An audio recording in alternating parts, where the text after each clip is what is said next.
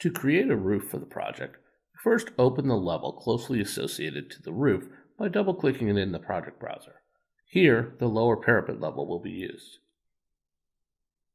Then, on the Architecture tab of the ribbon, click the Roof tool to enter sketch mode.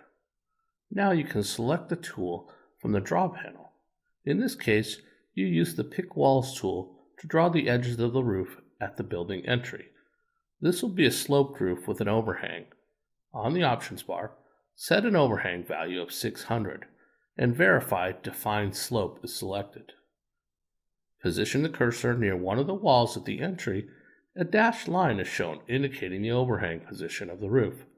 Press Tab to highlight the chain of walls and click to place the roof boundary. The triangle shape that displays near the lines indicates they will be a slope-defining edge of the roof. The roof in this area is higher than the lower parapet. On the Properties palette, set the base level to 03 upper parapet and click Finish to place the roof. To more easily create the flat roof of the building, additional walls must be visible in the view.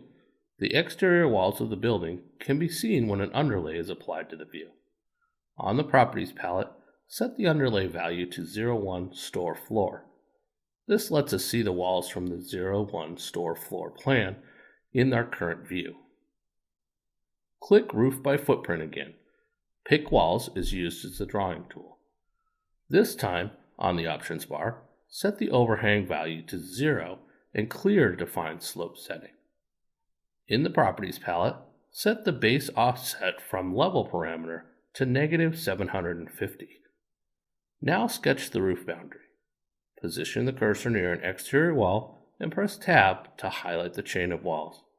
Click to place the sketch lines and finish the roof. Open a 3D view to see the resulting roof elements. You can see the interior walls extend through the flat roof. To correct this, we will attach the walls to the roof. Select an interior wall and then right-click. From the contextual menu, choose Select All Instances and Visible in View to select all interior walls. On the Contextual tab of the ribbon, select Attach and then select the flat roof. Now the interior walls stop at the underside of the roof and no longer extend through the flat roof.